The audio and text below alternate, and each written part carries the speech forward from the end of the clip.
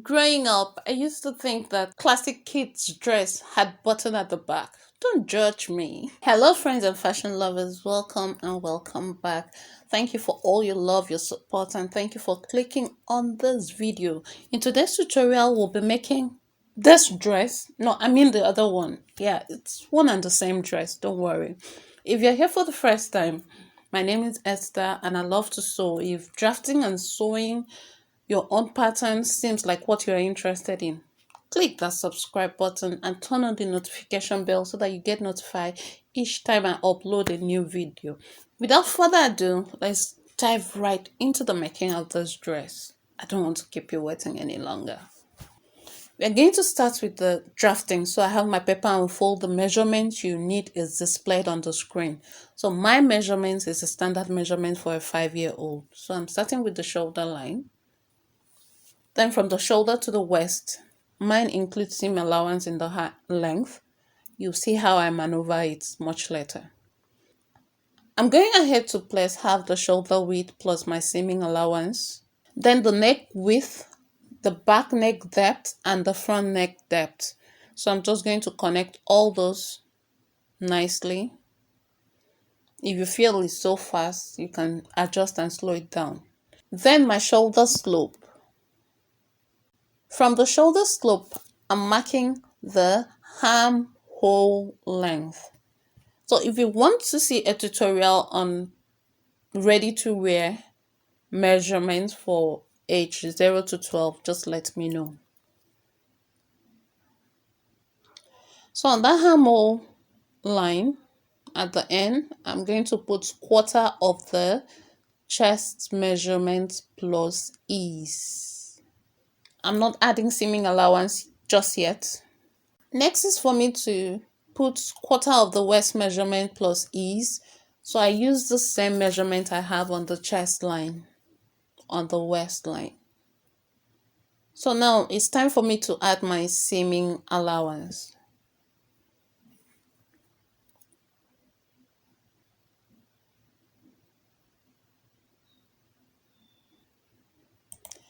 So I like to extend the shoulder by half an inch just for a little bit of ease, since I am going to be putting sleeve on this. If I was making sleeveless, I would just leave it exactly the way it is. But because I'm adding sleeve, that's why I add seam allowance at the shoulder. So with this, it's time for me to find my armhole. So to do that, I just find the midpoint of that armhole line and go in by half an inch for the front. And for the back, I just keep it straight up. But it really doesn't matter at this point.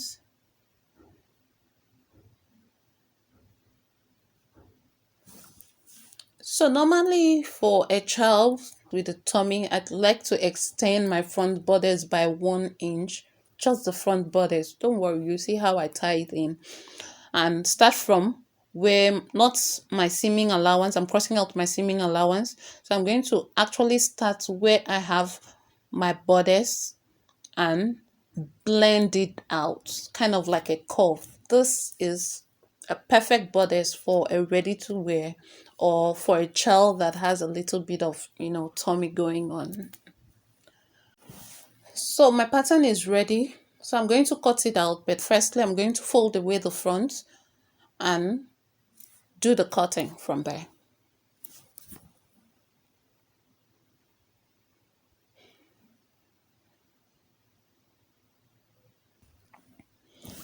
After cutting out your pattern, make sure to note that the front will be cut on fold, while the back you're going to cut 2 times that.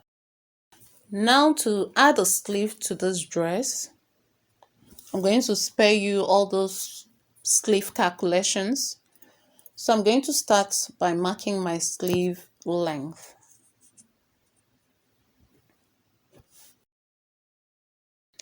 Then I'm going to go ahead and put half the armhole plus seaming allowance.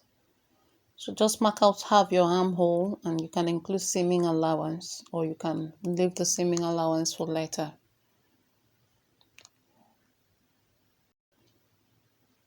For the cap's height, you are going to divide the round chest measurements by 12 and add half inch to that. Then after doing that, I added my seaming allowance as well. From there, just connect to the top.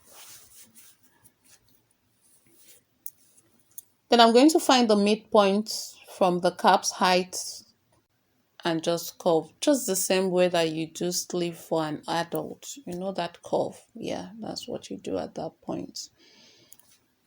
So go ahead and add your seaming allowance to your sleeve length, but since I'm using the cheat method for this tutorial, I did not add the seaming allowance. So now it's just pretty much to cut out your sleeve. And after cutting it out, don't forget to indicate the back and the front if you used a separate style for it. Please note that you're cutting 2 times the sleeve. For the fabric, I'm using satin fabric, a ribbon, half-inch ribbon, a tulle, and sequence fabric. Just a little goes a long way. Using my pattern, I have cut out my fabric. So the back, I added 1.5-inch seaming allowance for the buttons. I've cut out my sleeve. Now to my skirt. The skirt is 2.5 times the round waist measurement. So 2.5 times the round waist measurement. We'll talk about the skirt later. Let's get stitching. I have the front with the lining and also the back with the lining, and the sleeve I did a cut together with the lining. So here we are going to start stitching all this together. You're going to place the fashion fabric, assuming you have a different lining, and you're going to place the lining as well. Make sure that you place the front and the back right side facing. Go ahead and stitch the shoulder. After stitching, I am going to attach the sequence to the fashion fabric. So the length of the sequence or the height of the sequence is 4 inch. When fold over, that will be 2 inches. So I'm going to stitch that on the front. Next is for me to cut a back tie for this dress. It's actually 27 inches long. So you can decide how long you want your back tie to be or how short you want it to be. It's optional at this point. I'm going to stitch it. After stitching, I just snip the corners so that it will be nice and pointy when turned right side out. Then I actually go ahead and turn it right side out. Then I repeat the same step for the second back tie. Back to my fashion fabric. Before attaching my sleeve, I'm going to place the back right side facing. I'm going to go ahead and stitch the neckline of this bodice. So now after stitching my neckline, I'm just going to go in with a notch. But assuming you had a lot of seaming allowance, you can cut back on the seaming allowance. Then I can now turn the right side out. You can see just the neckline, and I'm turning it the right side out. So next will be for me to place the back ties on the front bodice, just where I have that sequence placed, as you can see. So I'm going to go ahead and pin and secure that in place nicely. Next will be to sew the side. Make sure you place right side facing, fashion fabric to fashion fabric, and lining to the lining. Go ahead and stitch the side of your bodice. Assuming you are making it sleeveless, do well to finish the armhole before doing this step. But I'm adding sleeves to it, that's why I am doing it this way. So here I have sewn the side of my bodice. If you're making a sleeveless, please do well to check out my other videos on how I finish a sleeveless bodice. So here I have stitched the side of the sleeve as well. So I just did a cheat method by turning using the same fabric and flipping it over as the lining. Gather the upper part so that you ease in the sleeve into the bodice. So if you gather it a little bit, it's going to be able to ease, and also the front and the back can be clearly seen when it comes to the sleeve. So I'm going to start pinning it. So I am pinning it to my main fabric or to my fashion fabric, however you call it.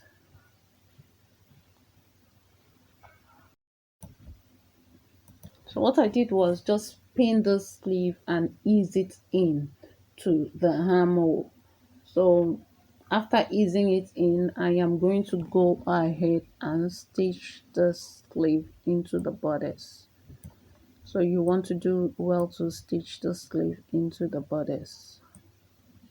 So do well to stitch the other side of the sleeve into your bodice. To my skirts now, it is 2.5 times the round waist measurement, that is the width. So I have my lining. My lining is 3 inches shorter than my fashion fabric. So the lining is 3 inches shorter than my fashion fabric, while the tulle is 1 inch longer than the lining. So that's what you should keep in mind. So however you're going about yours, just make sure that your lining is shorter than your tulle, and your tulle should be shorter than your fashion fabric. So I'm going to go ahead and join the sides of my skirt and also hem the bottom, and I'm doing this for both the lining and the fashion fabric. So here I have hemmed the bottom. I have joined the side of the skirt and it looks like a tube. So I just find the midpoint where the back will be, and I have marked 3 inches down, and this 3 inches down will be for the placket, the extension of the bottom. So this I have done for both my lining and my fashion fabric. So I gathered my two, and this two will go with my lining piece. Please don't forget the two will go with the lining piece. So now it's time for me to go ahead and gather my lining. Now to the main skirt where all the drama is. This skirt is placed on fold already, so I'm folding it over again to make it 4-fold. So you want to make sure that you arrange it nicely. Note the center of that second fold that you've made. So here I have opened that center up, and I'm also placing the other side on 4-fold. So it's just to note the center. Relax. If you don't understand, you will soon get a clearer picture. So this is it. So I'm just noting this point. It is important to note the point. So after I have marked this point, it's like placing your skirt on fold and you're finding the middle of that fold. You have placed the skirt on fold and you go ahead and find the middle of the fold. So that's the center of your skirt, and you're finding the center of both sides of the centers. Does that make sense? Sorry if my explanation is not good enough. English is not my first language, I admit. And you are going to keep doing this for both the back and the front of the skirt. So this is just it. You have the center of the skirt, and on either side of that center you mark a straight line down. So you have two lines in front, and you're going to repeat the same steps for the back. You're going to have two lines at the back as well. So if you have done this, well done. And if you understand my somehow English, please give me a thumbs up. So with this, you're going to get a strip, and this strip is 2 inches. This is 2 inches for the strip, and you're going to be stitching the strip on that marked line. So it's best for you to find the center of the strip, because the center of the strip should match this center of this line that you just marked out, because you'll be stitching either side of this strip's letter. So just for a clearer picture, once again, my strip is 2 inches and I've pressed the center, and it's as long as my skirt, slightly longer than my skirt. So I just folded the strip and I'm stitching it. Then I placed it after my skirt hem, after the skirt hem. Then I am stitching this center, and this center is directly on the line that I marked. So you want to do well to stitch it. After stitching, you will have a straight line at the front of the skirt. So at the back, you have to fold the back 1/4 inch on either side in, and you are going to stitch this 1/4 inch. So now we are stitching this strip, the side of the strip, folding in 1/4 of an inch. You stitch it folding in 1/4 of an inch. So be careful, no hurry, and you're going to be doing this for all the 4 sides of your skirt.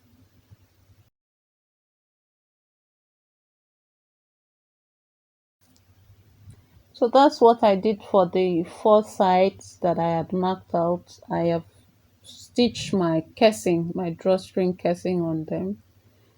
So you can make the side of the skirt the 6 side, be the 6 casing. For my string, I'll be using a 1/2 inch ribbon for it that is slightly longer than my skirt length. So if you don't have, just use 1 1/4 inch width strip and stitch that, turn over, and you will still have your string. So what I'm doing is I am using a safety pin to thread my string.